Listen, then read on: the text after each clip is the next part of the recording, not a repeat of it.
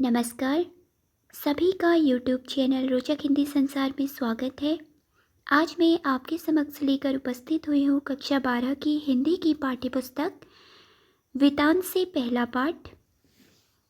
इस पाठ का नाम है सिल्वर वेडिंग और इसके लेखक है मनोहर श्याम जोशी।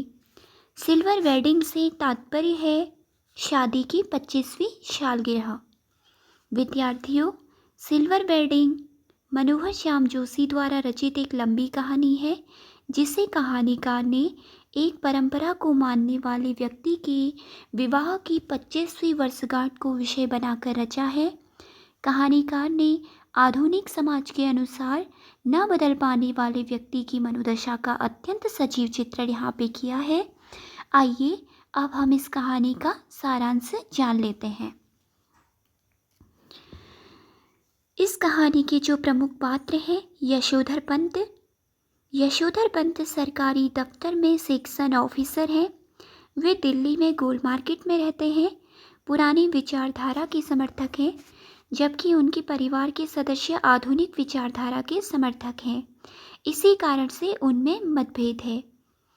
यशोधर बाबू, जिनको संक्षेप में वाईडी पंत कहकर पुकारा जाता है, कि परिवार के विषय में हम जान लेते हैं। यशोधर बाबू की पत्नी आधुनिकता के रंग में स्वयं को ढाल चुकी थी। अपनी पत्नी के मॉडर्न बनने पर वे उसे शाइनल बुढ़िया, चटाई का लहंगा या बूढ़ी मुँह मुहा से लोग करे तमाशे कहकर मजाक बनाया करते थे। यशोधर बाबू के 3 बेटे और एक बेटी थी, जिसका संक्षिप्त परिचय हम जान लेते हैं। यशोधर बाबू का बड़ा बेटा, जिसका नाम भूषण था, 1500 रुपये प्रति माह पर विज्ञापन कंपनी में काम करता था। दूसरा बेटा IAS की तैयारी कर रहा था और तीसरा बेटा छात्रवृत्ति लेकर अमेरिका जा चुका था। बेटी डॉक्टरी की पढ़ाई के लिए अमेरिका जाना चाहती थी। विवाह हेतु कोई भी लड़का उसे पसंद नहीं आता था। ये रही यशोधर पंत की परिवार की जानकारी। अब हम कहानी का सारांश जान लेते हैं कि कहानी की शुरुआत कहाँ से होती है। देखिए, पाठ के प्रारंभ में उनके दफ्तर का दृश्य है, उनके यानी कि यशोधर पंत की, जहाँ घड़ी में 5:25 हुए हैं। दफ्तर का एक कर्मचारी चड्ढा उनकी घड़ी पर व्यंग कसते हुए उसे चूनेदानी कहकर डिजिटल घड़ी लाने की बात कहता है। तब यशोधर बाबू की शादी की तारीख का खुलासा होता है और मेनन हिसाब लगाकर सबको बताता है कि उस दिन उनकी अर्थात यशोधर बाबू की सिल्वर वेडिंग है, यानी शादी की 25वीं सालगिरह है। अब उनसे पार्टी मांगी जाती है, तो यशोधर बाबू कुल 30 रुपये पार्टी के लिए दे देते हैं, लेकिन खुद चाय पार्टी में शामिल नहीं होते। इसी समय उन्हें किशंदा की भी याद आती है। किशंदा, जो कि यशोधर बाबू की आदर्श हैं, जिन्होंने दिल्ली आने पर उन्हें अपने घर में शरण दी थी और नौकरी न मिलने पर अपने घर में रसोइये का काम दिया। घर भेजने के लिए 50 रुपये भी एडवांस में दिए। यशोधर बाबू के आदर्श किशंदा थे। मैट्रिक पास करने के बाद से वे उनके पास ही रहे। उन्होंने यशोधर बाबू के व्यक्तित्व निर्माण में महत्वपूर्ण भूमिका निभाई। उनके दफ्तर में विभिन्न रूपों की छवि, सैर पर निकलने वाली एक छवि, एक आदर्शवादी व्यक्ति के रूप ने बहुत प्रभावित किया। किशंदा जीवन भर अविवाहित रही। देखिए, किशंदा के स्वभाव की कुछ विशेषताएं हैं जिनके विषय में हम जान लेते हैं, जिन्हें उनके ही नक्शे कदम पर यशोधर बाबू चलते थे। देखिए, किशंदा सरल हृदय, सादगी पसंद और धार्मिक व्यक्ति थे। सहयोगी, परोपकारी, सामाजिक व्यक्ति थे। सिद्धांतवादी और आदर्शवादी व्यक्ति थे। मार्गदर्शक थे, अनुभवी व्यक्ति थे और अपनी संस्कृति से प्रेम करते थे। आगे हम जानते हैं, यशोधर बाबू जब दफ्तर से निकलते हैं पैदल, कार वे खरीद नहीं सकते थे। साइकिल पर जाना उनके बच्चों को पसंद नहीं और स्कूटर यशोधर बाबू को पसंद नहीं था, यानी कि वो उन्हें बेहुदा सवारी मालूम होती थी। यशोधर बाबू रोज दफ्तर से बिरला मंदिर जाते और बाग में बैठकर प्रवचन सुनते। मंदिर से वे पहाड़गंज जाकर सब्जी लाते और इस तरह रात 8 बजने के बाद ही घर पहुंचते। आज जब वे दफ्तर से मंदिर की तरफ जा रहे थे, तब किसनदा के क्वार्टर पर उनकी नज़र पड़ी, जिसे तोड़कर वहां 3 मंजिला मकान बन रहा था। बच्चे चाहते थे कि वे अपने पद के अनुकूल बड़ा मकान ले लें, लेकिन यशोधर बाबू का मोह इसी स्थान से था जहां वे रहते थे। वे यहाँ से कहीं और जाना नहीं चाहते थे। एक बार वे सोचते हैं कि वे भी किसनदा की तरह अविवाहित रहकर समाज सेवा में जीवन लगा देते, लेकिन उनको किसनदा के रिटायरमेंट के बाद का समय याद आता है, जब उन्हें किसी ने सहारा नहीं दिया और गांव जाकर 1 साल बाद उनकी मृत्यु हो गई। इस प्रकार यशोधर बाबू के मन में द्वंद्व चलता रहा। आज मंदिर के प्रवचन में उनका मन नहीं लग रहा था। वे तो पारिवारिक चिंतन में डूबे हुए थे। प्रवचन में जनार्दन नाम सुनकर उन्हें अपने बीमार जीजा की याद आती है। वे उनसे मिलने जाना चाहते थे, लेकिन परिवार वालों के विरोध के कारण नहीं जा सके। यशोधर बाबू की मां के मरने के बाद उनकी विधवा बुआ ने उन्हें पाला पोसा था। यशोधर बाबू रिश्तों को निभाते थे और अपनी बुआ को हर महीने पैसे भेजा करते थे। उन्हें तब बहुत दुख हुआ जब उनके बड़े बेटे भूषण ने बुआ को भेजने के लिए पैसे देने से मना कर दिया था। यशोधर बाबू सामाजिक गतिविधियों में भी योगदान दिया करते थे। मंदिर से वे मंडी जाते थे और याद करते हैं कि उनके बेटे बाजार से सामान लाने के लिए नौकर रखने को कहते हैं, खुद जाना नहीं पसंद करते। उनका बड़ा बेटा उन्हें अपना वेतन नहीं देता था और अपने पैसों से घर में सामान खरीद कर लाता है और उसकी धौंस दिखाता है। बेटे का यह व्यवहार यशोधर बाबू को बहुत बुरा लगता है। यशोधर बाबू जब सब्जी लेकर घर पहुंचे तो वहां कार खड़ी थी, जिसमें बेटा अपने बॉस को विदा कर रहा था और भी लोग विदा ले रहे थे। घर में पार्टी का माहौल था, सब सजी सवरे थे, लेकिन यशोधर बाबू को कुछ समझ नहीं आया।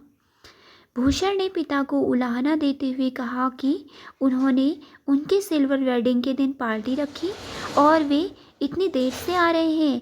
उनके दूर के भांजी ने भी व्यंग किया।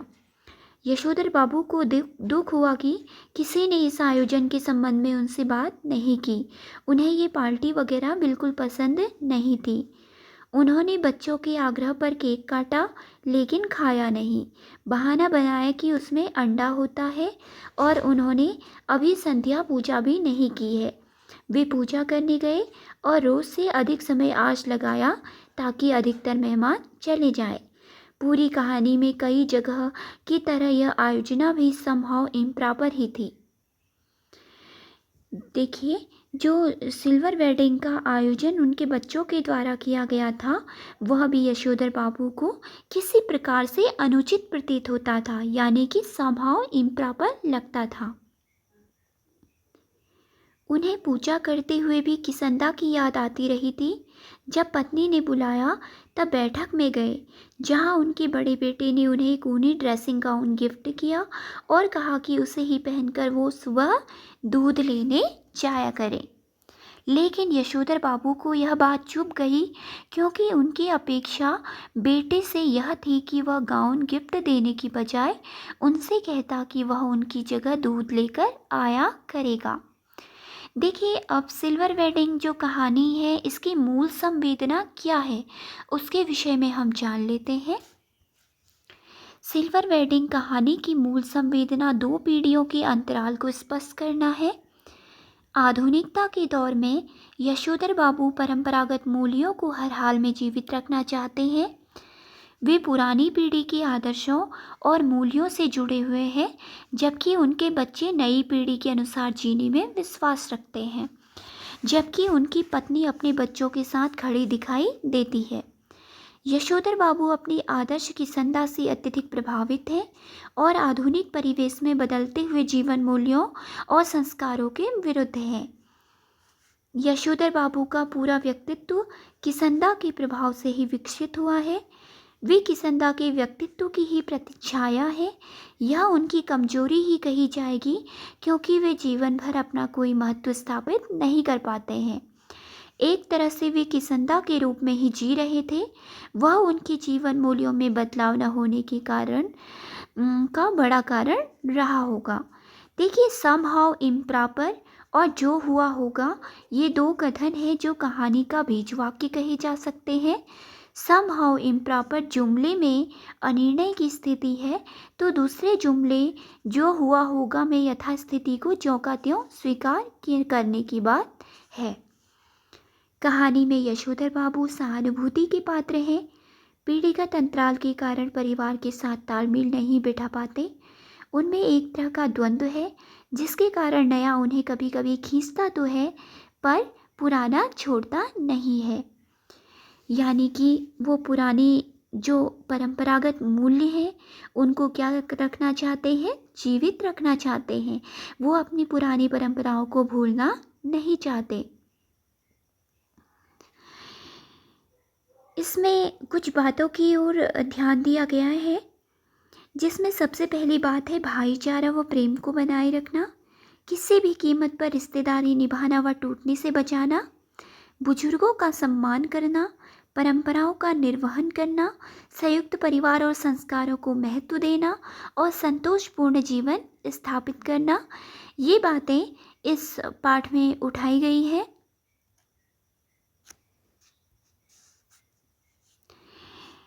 पाठ के आधार पर किन जीवन मूल्यों में बदलाव की ओर संकेत किया गया है, वह भी हम जान लेते हैं।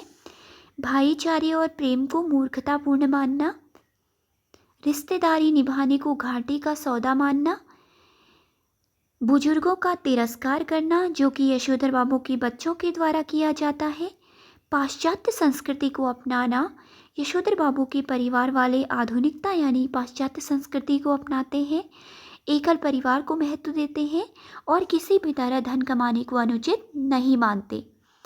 यशोधर पंत स्वयं पुराने जीवन मूल्यों का निर्वाह करते हैं, किंतु उनके बच्चे व उनकी पत्नी उनका पुरजोर विरोध करते हैं। इसी संघर्ष में घिसते हुए उनका जीवन चक्र चलता है।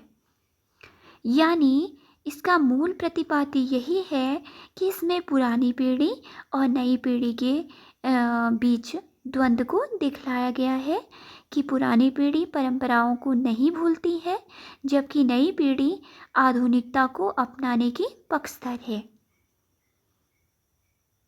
आज का पाठ यहीं पे समाप्त होता है। धन्यवाद।